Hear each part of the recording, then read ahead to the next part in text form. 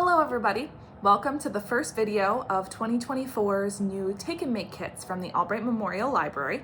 My name is Brianna and I'm going to be walking you through a video tutorial to help you complete your Take and Make craft kit at home in case you're a visual learner who needs to see someone doing something, and that way I can provide you some tips and help walk you through the process.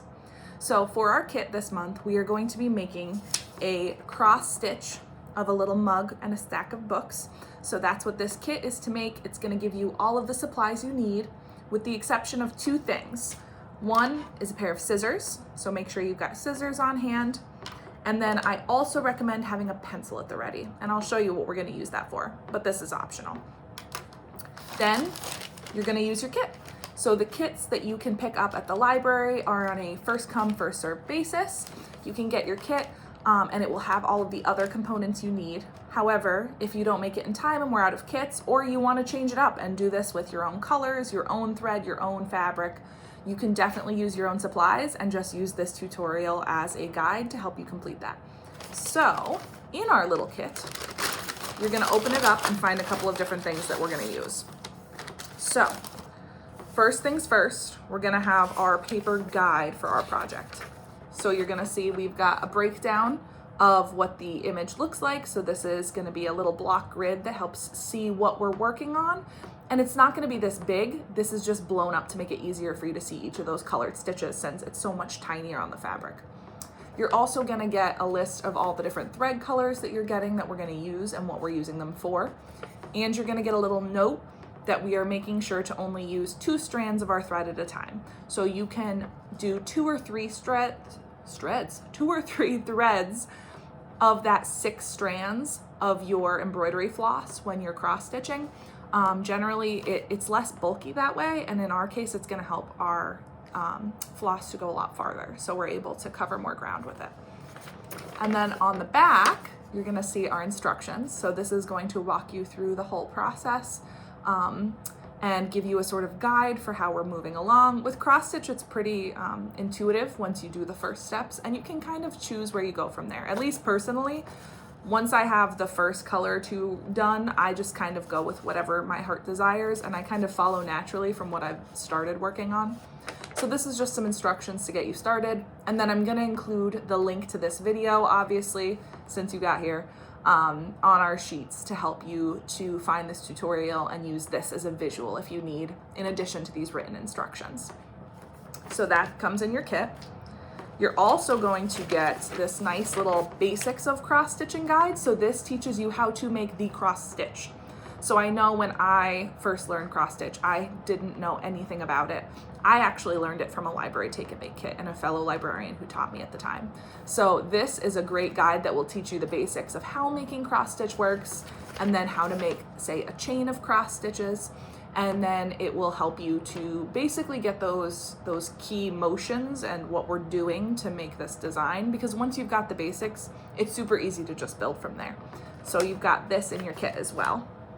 Then you also are going to have a piece of the fabric we're going to be using. So this is the Aida, I still don't know how to pronounce it, cloth. So it is, I believe, 16 count. So this is our little piece of fabric. Like I said, the design on your sheet is going to be bigger than the fabric because these holes are so much tinier than what we're working with here, and it'll help you sort of see where you're going on this. So you've got your little piece of cloth. Then you've also got this piece of cardstock that includes all of the different thread colors you're going to need. So those are written on the sheet.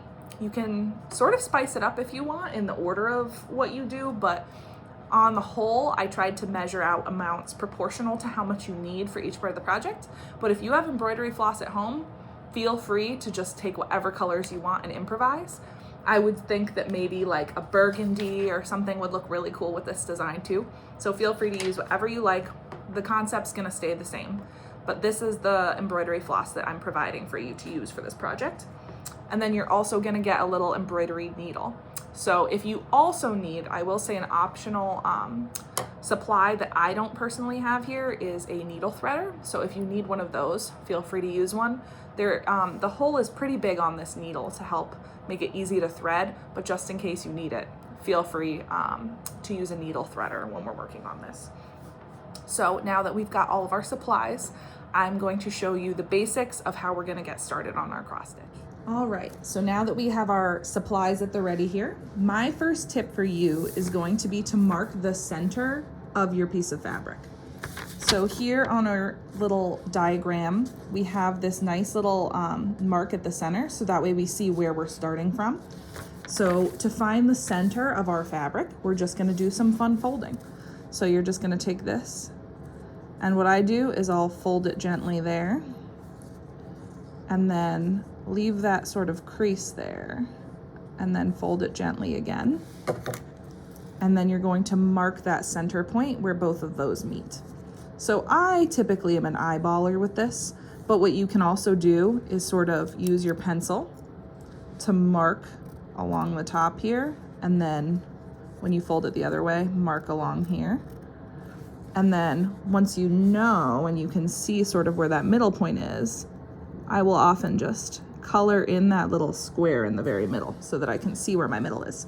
So then that'll help you to see where you're starting and where you want to center your piece around so that you can match it to this. So that we're gonna start with that green right around that little dot. So then from here, now that we know our center, we're gonna start with our center color, which is that light green. So what I would recommend is taking your light green embroidery floss off of your little cardstock, which is nice and wrapped around. So let me get that off. And then, as I said in our introduction here, we are only going to be using 2 strands from this. So if you notice, there are 6 strands here. So there are a total of 6 strands of your embroidery floss, and we only want to use 2 at a time. So what I'll do is I will sort of gather 2 of them off of the main, and then I try to gently pull and straighten it out as I go to make it a little easier. So I will unravel it from itself. If it knots, don't panic. Just go back and be gentle with it. Twist it a little bit to unspool it from itself here. And just take your time with it. I try and go slow so that it doesn't do this fun little knotting thing. And then that way you can sort of unweave it here, boop, just like that. So then I'm gonna set aside my 4 strands, because as I use up these 2, when I finish with this, I can move on and use another set of 2 to keep going. So what I'm gonna do next is I'm going to tie off my little end and just put a little knot here at the end. I like to kind of like triple it up. You basically want the knot big enough so that it won't pull through these tiny holes in the fabric. You want it to be able to hold from behind there. So I'm gonna do 2 or 3 knots, definitely. Actually, I'm gonna do 3 or 4. We like to be better safe than sorry, right? I'm always gonna err on the side of a bigger knot that is less likely to come through that front, because you won't see the back of your piece. You're gonna be looking at the front of your piece. So I will just do a bunch of little knots just to make my life easier. And that's definitely a big enough knot. That won't come through there. So now that I've got that, I'll come to the front here. And this is where you're going to take your needle. You're gonna thread this onto your needle. So as you can see, like I said, there's a decently large hole on your needle there to make it easier to thread. If you want to use a needle threader, feel free. I try and take advantage of the fact that my eyes are at least a little strong as it is, though I'm gonna make myself need even more glasses. Maybe I'll need readers next. Boop, just like that. And I always leave a decent amount of tail. I'll leave like 3 or 4 inches at the beginning, because as you go through, you start to shorten it just by pulling on it.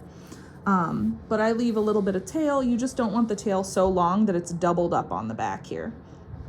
And then what you're gonna do is you're gonna take your fabric and we're gonna start from behind. So there are some people who believe in like which corner is proper to start from and end from, but technically, as long as you mirror it each time, so you go, if you're going top left to bottom right and then top right to bottom left, as long as you do that every single time, then it's gonna look neat. You wanna just make sure that you're always putting the top one from the same side. So I'll show you that to make it make a little more sense. So for instance, I'm gonna start, and I kind of work a lot by feel with this, trying to get it to come through the back here. I hold it with my fingers back here to sort of help guide myself. And then here I got the top left of that little block. So what I'm gonna do is gently pull it through. And again, if it knots in the back, don't panic. Just go back and gently pull it out. Sometimes I use the needle to work out those knots. So we pulled it through, and now I'm just gonna go across my little block, and I'm gonna put it back through in that opposite corner, like that. Boop. And there's the first half of my cross stitch. And now I'm gonna go back up to the top, but on the right side this time. And I'm gonna pull through. And like I said, if it knots in the back, don't panic. Because also, the first couple I did, the backs were very knotted. And you know, you just don't look at the back. And then we're gonna go back down on the other side. Boop. Like that. And what do you know? We've got our first little stitch.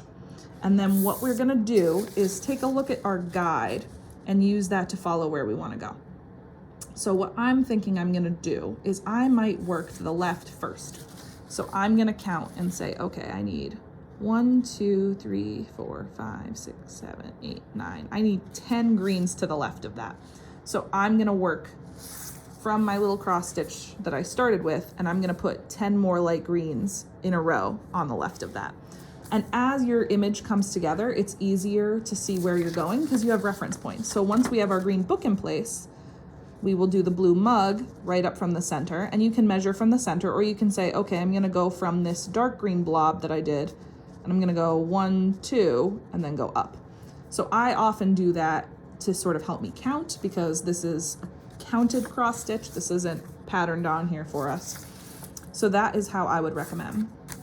Now that you've gotten to see how to do a basic stitch, I'll show you how to do a line of running stitches. So once you feel confident doing one at a time, and you can just keep going one at a time if that's what makes you happy. That's what I did for the beginning because I was intimidated by doing more than one at once. But if you're comfortable, what you can then do is start to do the first half and then the second half afterwards. And that way it creates a line and it helps you to move a little faster in that line. So for instance, if I'm moving to the left and I want to do, say, 10 to the left, I'm going to come up in the top of this one, which is right next to it. And I'm gonna do what I did for the other one. Start in the top left and end in the bottom right. Pull through. And then instead of finishing that one, I'm gonna move over one and then just start in the top left of the other, right next to it, and then do the bottom right of that one, like that. And then I'm gonna keep going for however many I need for this row. So if I need 10, I'm gonna do this 10 times. So I'm gonna go, this is my third, and then I'm gonna go up here. This is my fourth. And like I said, I'm using my fingers behind here to sort of feel where I'm going so I can figure out which hole I'm supposed to be coming out from behind. The perk is, since it's white, you can also kind of see your fingertips through it, which helps. I recently used black fabric, and that was way harder to see. Made it much more difficult. I actually had to shine a light behind it, which is the opposite of what I do here. But this will help you to sense where you're going. And the nice part is these needles that I got for these kits are much duller than most. They are, you can just kind of, I wouldn't recommend stabbing yourself, but it's not as painful. Oh, and see, I knotted myself a little bit back here. So I'm just gonna go back and untangle that a little bit. And look at that, much neater now. So I'm gonna keep going like this. And we've got 1, 2, 3, 4, 5, 6. So I need 4 more, I believe, to make 10. So we're gonna keep going here. 7. And I won't bore you with watching me do the whole thing, but at least this will give you a sense of what we're doing for this line. Then we've got 8. And you can count as you go, or you can go back and count the way I just did. whatever floats your boat. Some people also use water-soluble marker to help them note where they're at. I use that for some bigger projects to help me. And then that way you can see where you're going and you don't have to keep track and count this way.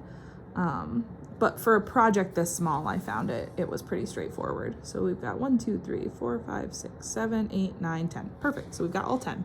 So I've got my first halves lined up here. And I'm gonna just do exactly what I did over here, but I'm gonna start where I'm at. So you wound your way to the left. Starting here, you're gonna start in the top right and come out, or go to the back in the bottom left, and then come all the way back. So the interesting part about working in a line is you always end up back where you started. So you work your way out and then work your way back. So I'm gonna start here, and I'm gonna come up in the top right, and then I'm gonna go down in the bottom left, like that. And then I'm just gonna work my way down the line doing that in each of the stitches I have already created. Huzzah. And the nice part about only using 2 threads is that it gets tangled a lot less frequently. The more threads you use, the thicker I feel like I get tangled up much more easily when I'm working with them. So there's that. And then I'm gonna go to this one, like that.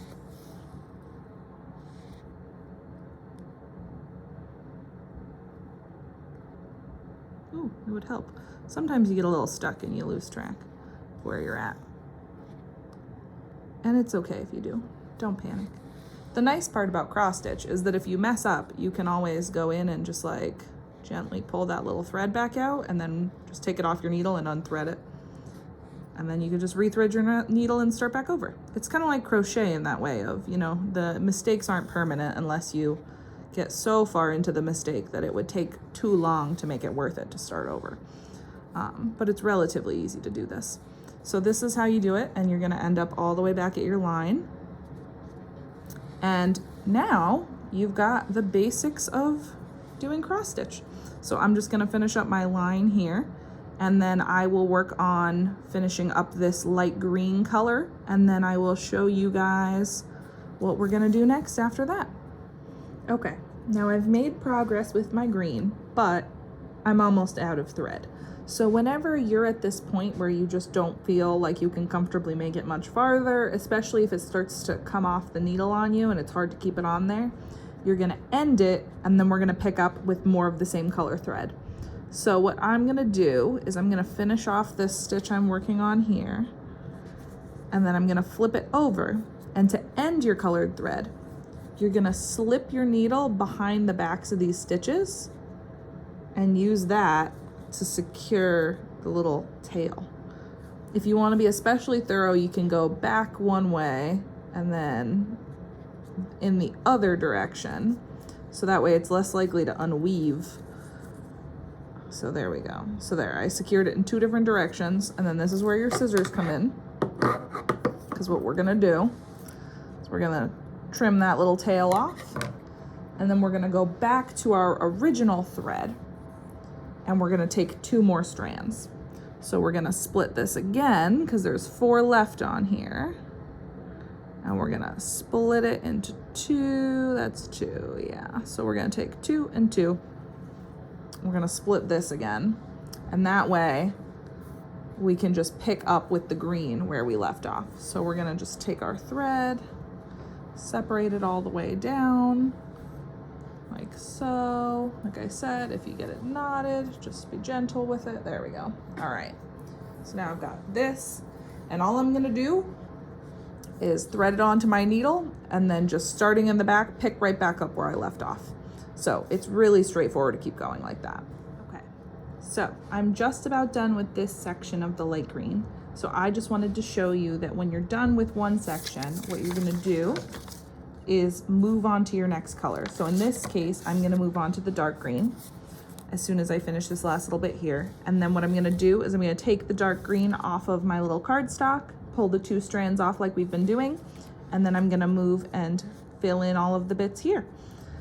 And then as you go, you're just gonna progress through each of these colors. So I'll check in with you, and then I will show you what it looks like when we're done.